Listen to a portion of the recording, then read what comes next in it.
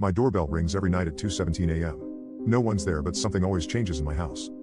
The first time it happened, I thought it was kids, neighborhood troublemakers playing ding-dong ditch at an absurdly late hour. I stumbled out of bed, bleary-eyed and irritated, and checked through the peephole. Nothing but empty porch under the yellow glow of my front light. I opened the door and peered out, expecting to catch pranksters running away, but the street was still, silent. Not even a breeze. I went back to bed thinking it was a fluke, a malfunction, or maybe I dreamed it. It wasn't until morning that I noticed the first change. All the refrigerator magnets had been rearranged into a perfect circle. I stared at it for a full minute, trying to remember if I'd done this myself. I hadn't. The second night, I was already awake at 2:15 a.m., waiting. When the doorbell rang, precisely at 2:17 a.m., I was at the door in seconds. Again, nobody there. Not even footprints in the thin layer of dust on my porch. This time, when I went back inside, I did a full check of the house. Nothing seemed amiss, and I eventually fell back asleep, convinced I was being paranoid. But in the morning, I found all the shoes in my closet had been paired neatly and arranged by color. Every single one, including old boots I'd shoved in the back corner months ago. By the third night, I was unnerved enough to set up my phone to record the front door. I sat in my living room, lights off, waiting. The doorbell rang at exactly 2:17 a.m. I checked the porch, empty as expected, then reviewed the footage immediately. The video showed my front door, utterly still, no visitors, no movement at all. But the doorbell had definitely rung. I'd heard it. And in the morning, I discovered all my books had been reversed on their shelves, the spines facing inward. It's been 23 days now. 23 doorbell rings. 23 empty porches. 23 changes to my home. Some changes were subtle, all the clocks set 3 minutes slow, every pen and pencil in the house arranged from shortest to longest on my desk, the shower curtain hooks reversed. Others were more dramatic, every piece of furniture slightly rotated clockwise, all my framed photos turned to face the wall, all the light bulbs throughout the house swapped so the brightest were in the least used rooms and the dimmest in places I needed light most. I've tried everything. I replaced the doorbell. I cut its power. I disconnected the wiring entirely. Still, at 2:17 a.m., the familiar chime rings through the house. I installed security cameras with night vision and motion sensors. Nothing triggers them, yet the doorbell rings, and changes occur. Last week, I refused to answer it. I stayed in bed, pillow over my head, trying to ignore the sound. The next morning, I found every drawer and cabinet in my kitchen open exactly 2 inches. Just enough to be unsettling, not enough to make anything fall out. 3 nights ago, I tried staying at a hotel. I lay awake in the unfamiliar bed until 2:18 a.m. passed, feeling triumphant when no doorbell rang. But when I returned home the next day, I found my changes had accumulated in my absence, 3 of them. Every mirror was covered with a bath towel. All my clothes had been turned inside out in my dresser. The refrigerator had been unplugged, its contents now room temperature. 2 nights ago, I invited a friend to stay over, thinking maybe a witness would disrupt the pattern. We stayed up watching movies, and I didn't tell him what I was waiting for. At 2:17 a.m. exactly, the doorbell rang. He heard it too. We both checked the door, nothing. We searched the entire house together and found no intruders, no explanation. When he left the next morning, neither of us had noticed any changes, and I thought perhaps the cycle was broken. Then I found my toothbrush in the freezer, frozen solid in a cup of water. Last night, I was determined to catch whatever or whoever was causing this.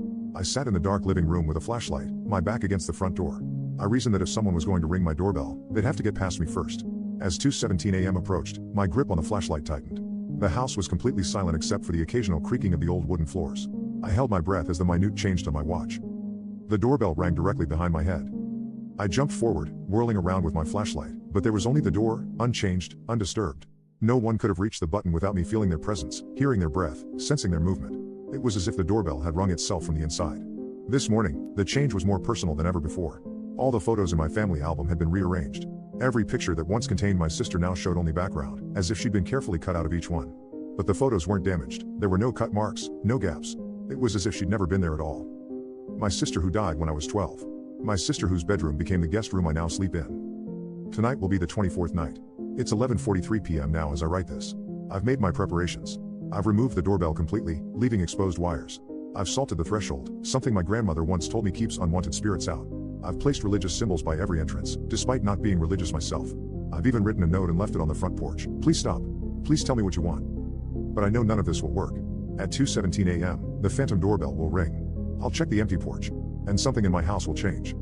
I think I finally understand what's happening. These aren't random changes. They're messages. Each alteration points to something specific, something I've been trying not to remember. The circle of magnets on the refrigerator? My sister and I used to arrange them that way, pretending they were fairy rings. The color-coded shoes?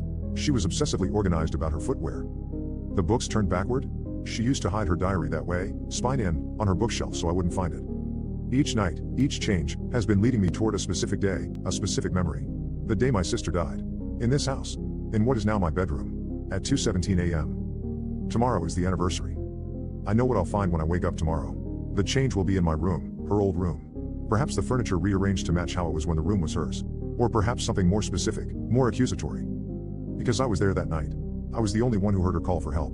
I was the one who was supposed to wake our parents when her breathing became labored, when her fever spiked. But I fell asleep. When I woke at dawn, she was already gone. For years, I convinced myself there was nothing I could have done. That even if I'd called for help, the severe pneumonia would have taken her anyway.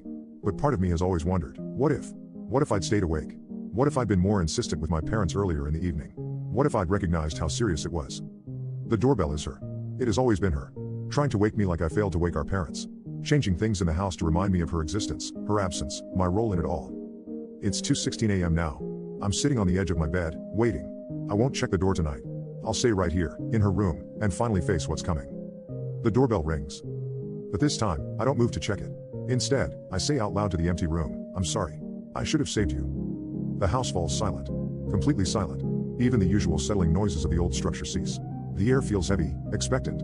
And then, from the hallway, I hear footsteps. Light, padding footsteps like a child in socks. They stop outside my door. I close my eyes. I know it's you, I whisper. I know you've been trying to tell me something. The door slowly creaks open. I keep my eyes closed, afraid of what I might see, afraid of what I might not see. I'm ready to listen now, I say. I feel the mattress shift slightly, as if a small weight has settled beside me. A cold sensation brushes against my hand, not quite a touch, but an impression of one. I finally open my eyes. Nothing is there. But on the pillow next to mine, her pillow, in what was once her bed, lies a single item that wasn't there before. The last change, the 24th message. Her old inhaler. The one that might have eased her breathing that night. The one I'd been too afraid to look for after she died, afraid it would confirm my failure. I reach for it with shaking hands. As my fingers close around the plastic, I whisper, I understand now. The doorbell doesn't ring the next night. Or the night after. Or any night since. But sometimes, when I'm half asleep, I think I hear a child's laughter from the guest room. And each morning, I find one tiny thing changed. Not an accusation anymore. Just a reminder that I'm not alone.